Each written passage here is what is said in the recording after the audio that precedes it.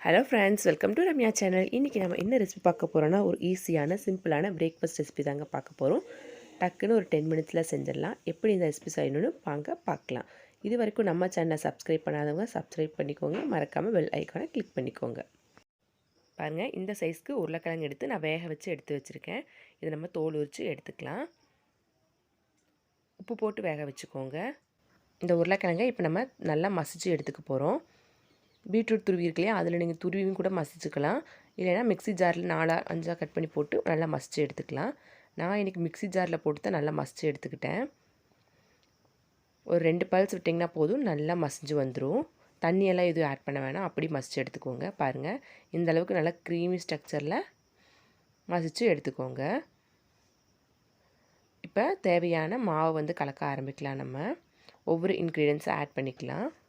இது கூடவே ஒரு பெரிய வெங்காயம் நல்லா பொடி பொடியாக கட் பண்ணி வச்சுருக்கேன், அதை ஆட் பண்ணிக்கோங்க. எவ்வளவு பொடியாக கட் பண்ண முடியுமோ அந்த அளவுக்கு பொடியாக கட் பண்ணிக்கோங்க. அது கூடவே ஒரு பச்சை மிளகா பொடி பொடியாக கட் பண்ணியிருக்கேன், அதையும் ஆட் பண்ணிக்கிறேன். நீங்கள் சில்லி ஃப்ளேக்ஸ் இருந்தால் அதுவும் ஆட் பண்ணிக்கலாம். இன்றைக்கி நான் பச்சை மிளகா தான் ஆட் பண்ணுறேன். ஒரு கைப்பிடி அளவு கொத்தமல்லி தழை பொடியாக கட் பண்ணது, அதையும் ஆட் பண்ணிக்கலாம். கொஞ்சமாக கருவேப்பிலை ஆட் பண்ணிக்கிறேன்.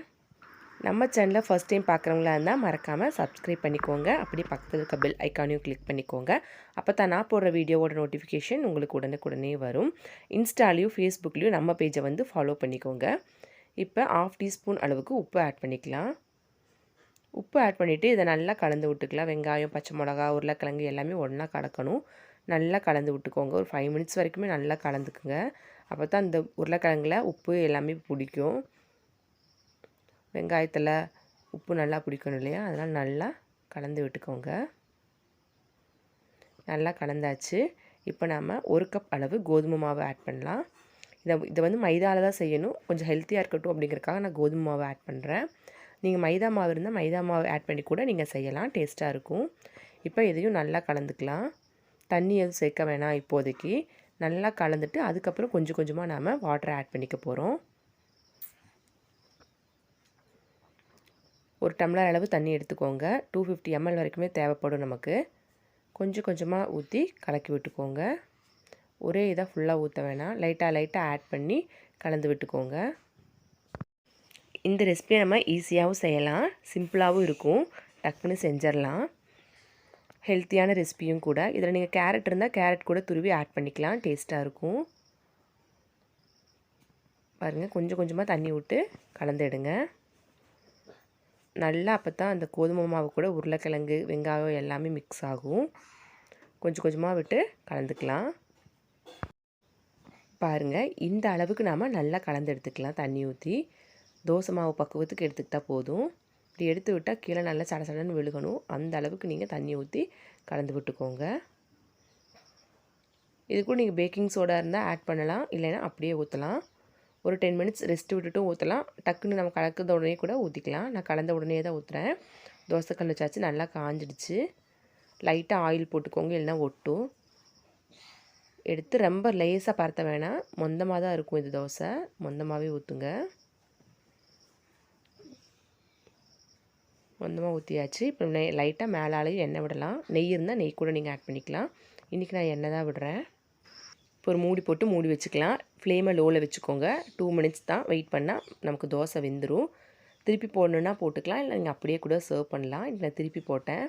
லைட்டாக ஒட்டுச்சு. கீழே நான் எண்ணெய் ஊற்றாதனால நீங்கள் கீழே எண்ணெய் ஊற்றிக்கிட்டிங்கன்னா உங்களுக்கு ஒட்டாமல் அப்படியே வரும். சூப்பரான ஒரு ஈஸியான பிரேக்ஃபாஸ்ட் வந்து நமக்கு ரெடி ஆகிடுச்சு. பாருங்கள், ரொம்ப சிம்பிளாக ஈஸியாக ஒரு பிரேக்ஃபாஸ்ட் ரெடி ஆகிடுச்சு. இதே மாதிரி நம்ம அடுத்த தோசையும் ஊற்றி எடுத்துக்கலாம். ஃபஸ்ட்டு 2 தோசை உங்களுக்கு ஒட்டி தான் வரும், அதுக்கப்புறம் கரெக்டாகிடும். ரொம்ப பரத்தாமல் கொஞ்சம் மொந்தமாக ஊற்றுங்க. அப்போ தான் டேஸ்ட்டாக இருக்கும். பிய்யாமல் வரும் தோசை, நல்லாயிருக்கும். அவ்வளோதாங்க, சூப்பரான ஒரு பிரேக்ஃபாஸ்ட் வந்து நமக்கு ரெடி ஆகிடுச்சு. அதுவும் கோதுமை மாவில் ரொம்பவும் ஹெல்த்தியான பிரேக்ஃபாஸ்ட்டு. அனியும் அச்சும் ரொம்ப லைக் பண்ணி சாப்பிட்டாங்க. அவங்களுக்கு ஃபஸ்ட் டைம் நான் செஞ்சு கொடுக்குறேன். அவங்க நல்லா டேஸ்ட்டாக இருக்குதுன்னு சாப்பிட்டாங்க. கண்டிப்பாக நீங்களும் ட்ரை பண்ணி பாருங்கள். ட்ரை பண்ணி பார்த்துட்டு எப்படி இருந்துச்சுன்னு மறக்காமல் கமெண்ட்ஸில் சொல்லுங்கள். இன்ஸ்டாலையும் ஃபேஸ்புக்லேயும் நம்ம பேஜை வந்து ஃபாலோ பண்ணிக்கோங்க. இது மாதிரி டிஃப்ரெண்ட்டான ரெசிபீஸ் வந்து நம்ம சேனலில் ஆல்ரெடி அப்லோட் பண்ணியிருக்கேன். உங்களுக்கு டைம் இருந்தால் நீங்கள் சேனலை விசிட் பண்ணி பாருங்கள். இந்த தோசைக்கு நம்ம சட்னி சாம்பார் அப்படின்னு எதுவும் செய்ய வேண்டியதில்லை. வெறும் தோசையாகவே சாப்பிட்லாம். செம்ம டேஸ்ட்டாக இருக்கும்.